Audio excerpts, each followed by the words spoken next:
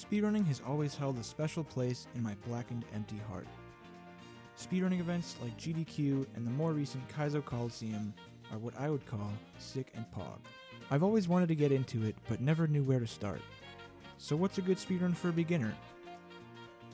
I imagined that the most well-known speedrun would be the right place to start, and boy was I wrong.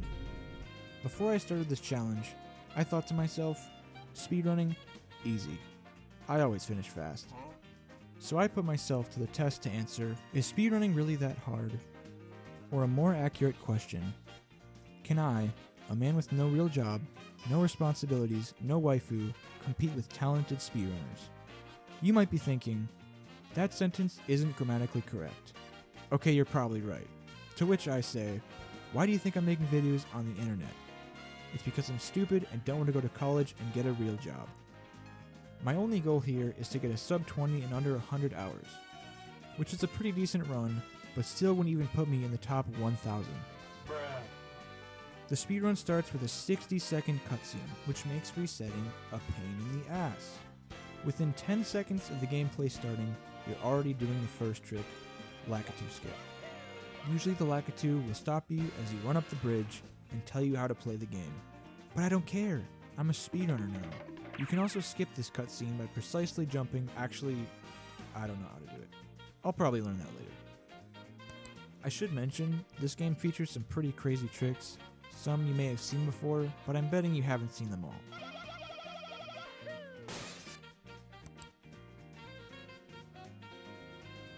The very first star is located in Bob-omb Battlefield. Collect it by freeing the chain chomp so that he breaks the wall that hides the star.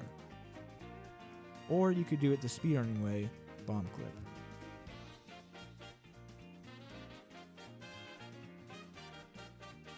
By grabbing and throwing the bomb precisely, it allows you to clip through the bars rather than having to free the chain chomp. It saves a lot of time, but it is very, very hard. So after skimming through the tutorial, I make my way through. I grab the bomb and throw it. Okay, that's fine, because I can just stop the pose. How long did I say I was doing this for again? Head over to the Whomp's Fortress painting and hop on in. This star has a difficult setup, but it's much easier than the last one.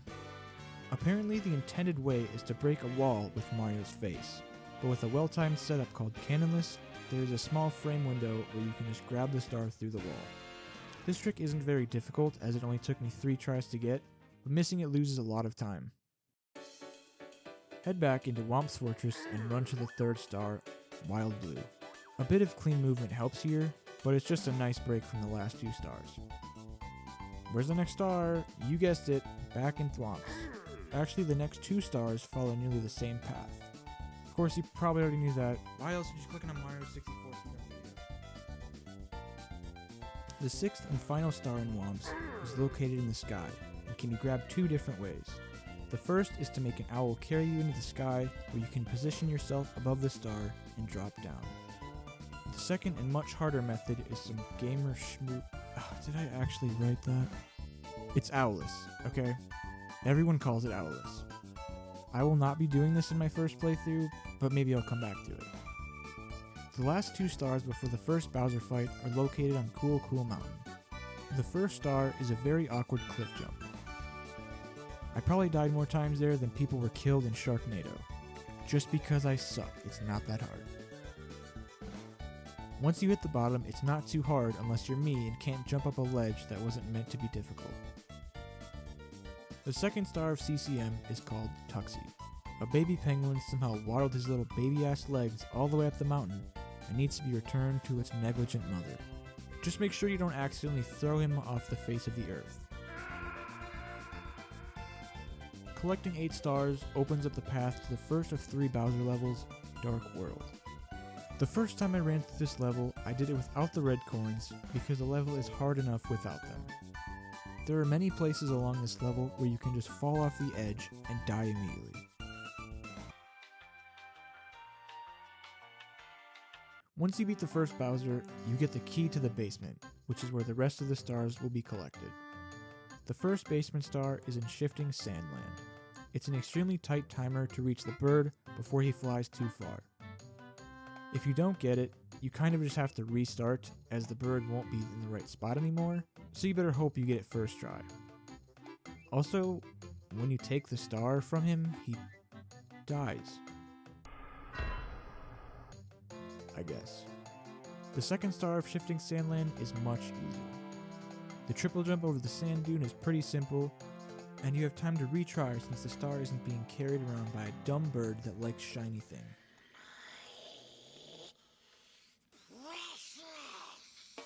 By stealing the precious, you now have 11 stars, but we need more precious. The next precious... okay, this isn't funny. The next star is a very easy red coin level, yet I still managed to make it look difficult. Come on, man. After that, head over to Toad, who somehow managed to collect a star. That's 13. Stars 14 and 15 are both right next to Toad in Hazy Maze Cave. The first one is a much more precise wall jump than Wild Blue, and finish it off with a long jump to the star. Instead of jumping off the wall, head straight over the bottomless pit and avoid the humongous balls that never seem to stop coming.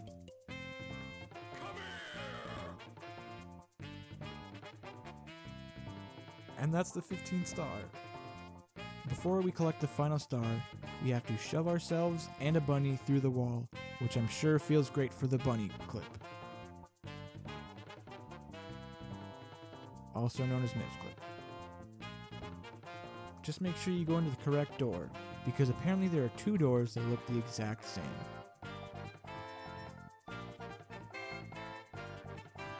The final star is very easy, but also very painful. Why, no one asked? Because it's a water level, everyone's favorite part about platforming games. It's kind of hard to mess the star up, so I'll skip to the only part that confused me. Apparently you have to hold down on the controller to get up out of the water, which took me some time to figure out. This level is also laggy as shit, making it even slower and more painful than a normal water level. I guess I somehow lost the footage of the entire Bowser 2 level, but you've probably already seen it anyways, so... BLJs! BLJs are performed by long jumping and then rapidly spamming jump. When done correctly, it allows you to clip through walls without having to also shove a bunny's head through it.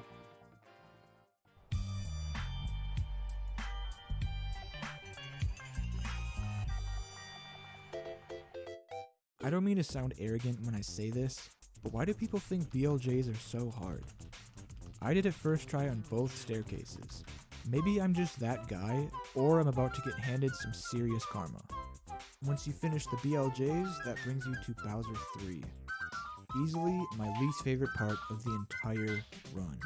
This level is so long and there are no checkpoints in this level or in this game. This level took me so long, I compiled a montage with just a few of the many times I died in this level.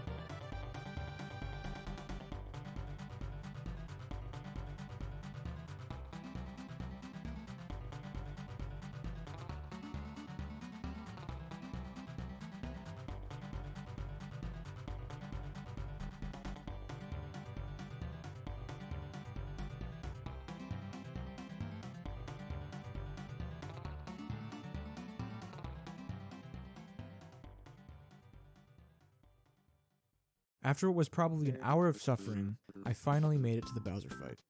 Even if you somehow know nothing about this game, I'm sure you've seen Bowser throws already, or heard Mario say the famous line, So long, Bowser! And I'm still not sure what he was trying to say. Or maybe Mario was just a bit prejudiced back in the day. Luigi, don't be a dinophobe. It takes all colors to make a rainbow. Except black. There's no black in a rainbow.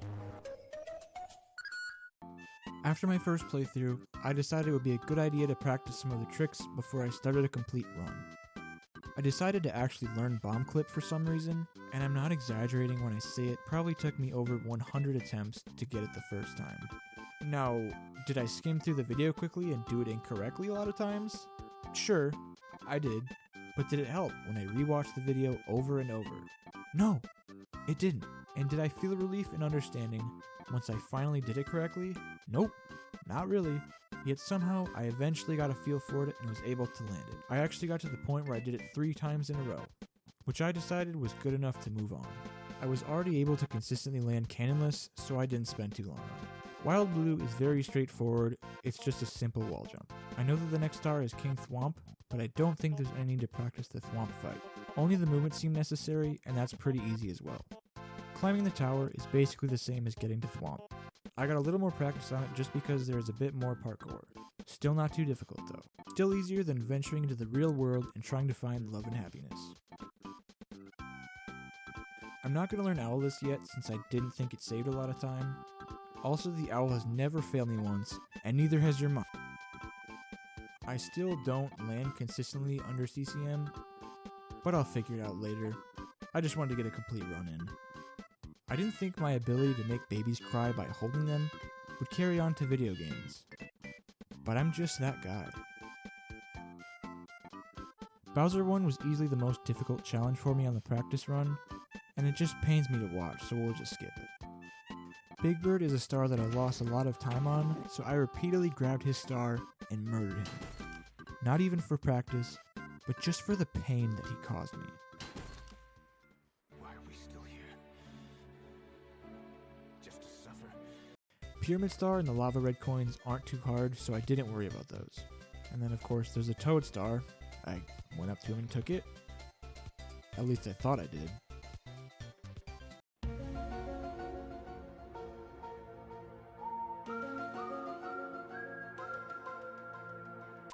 The wall jump in HMZ is pretty hard, so I spent some time there. I've spent a lot of time in my life avoiding humongous balls, so this wouldn't be a problem for me. I spent an embarrassing amount of time trying to grab MIPS. I definitely should have practiced this more because it became a problem later.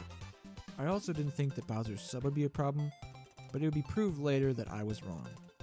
Again, Bowser 2 was the least problematic Bowser level in my first playthrough, so I underestimated the amount of time that I should spend on it. I'm absolutely nasty with BLJs, so I didn't practice those either. Looking back now, I'm starting to see why things went wrong. I just didn't practice. I didn't practice Bowser 3 that much, even though I certainly needed it. I will also learn the insane way later, I promise. I'm also just really impatient, and wanted to do my first run. I hit 3 out of 4 throws on the final Bowser, which gave me the fleeting illusion that I was good enough to start my first run. Let me show you how it went. I was trying to reset because I messed up with the recording, so the run's gone. My final time on the run was 35:02, which I'm pretty happy with. There are many areas to improve, but I think it's a pretty decent first run. After I figured out how to record a video game, I started my second run. This video is probably going to be too long, so let me summarize how it went in one breath.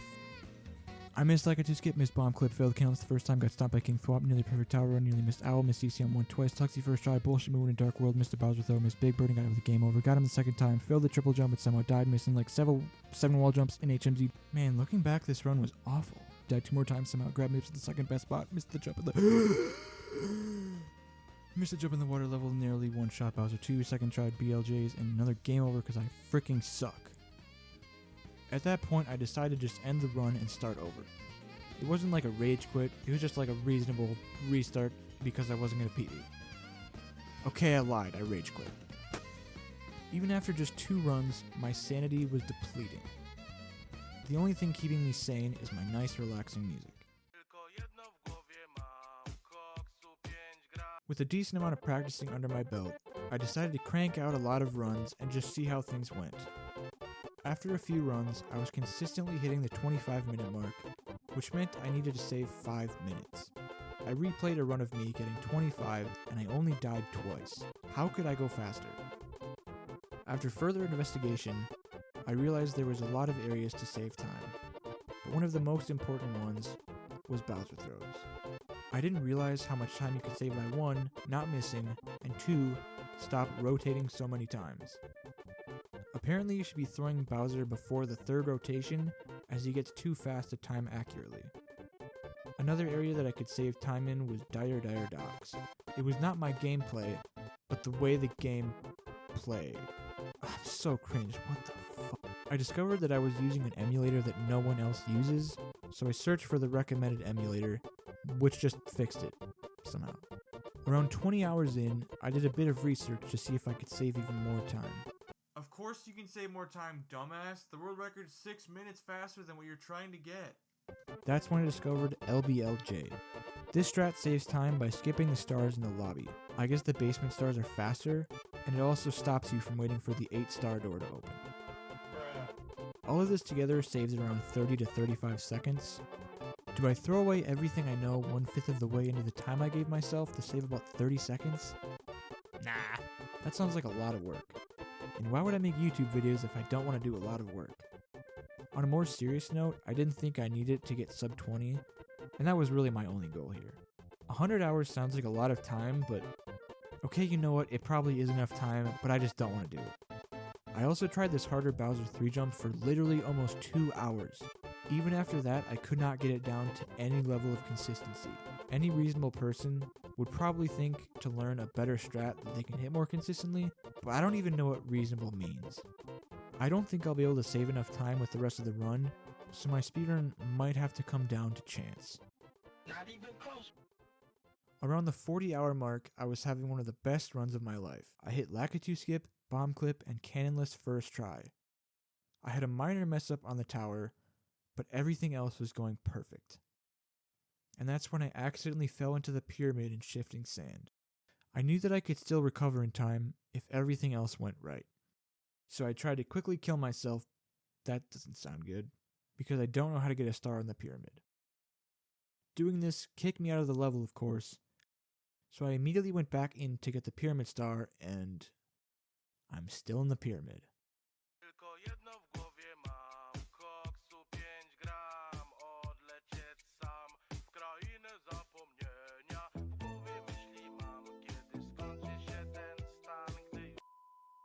Closing in on 50 hours, I just wasn't feeling confident anymore. I threw my best run by 30 seconds to an accidental save and quit. Doing this cost me 40 seconds, and I quickly threw the run anyway. My peaceful music can only keep me sane for so long. I will eventually break. Sub 20 felt so out of reach. After having this run, I went to bed depressed. The next day, I woke up with a refreshed mind and started again. My first few runs were pretty average, usually losing time in Dark World. But then, I got the hope that I needed. I got 15 stars before 13 minutes, which means I had 7 minutes to get one more star, and the rest, which was more than enough time to get sub 20. I of course threw it all away immediately when I got to MIPS and tried to grab him for an entire minute. But it felt like a sub 20 was possible. I had hope again. Hope that would probably end up getting stomped on, but hope nonetheless. Soon after that run, I got to Bowser 1 at an incredible pace, maybe my best pace ever, but I was quickly sent to the Shadow Realm by a pile of shit with legs.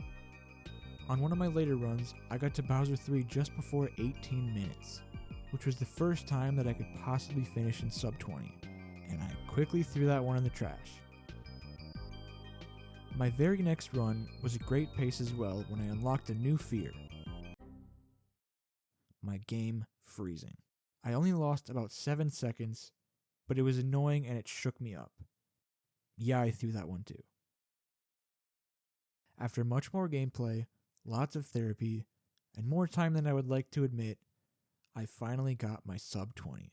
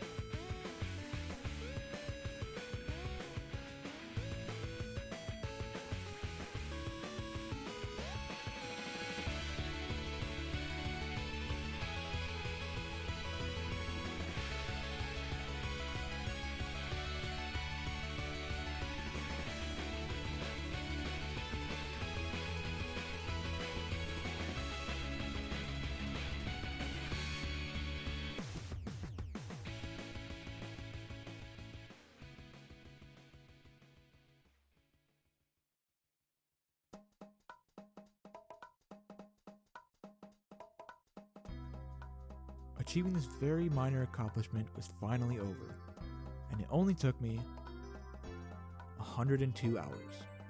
Oddly enough, that's the same amount of days it's been since I've spoken to a woman. But it's all okay, because now I can go to sleep and be at peace knowing that my suffering is over.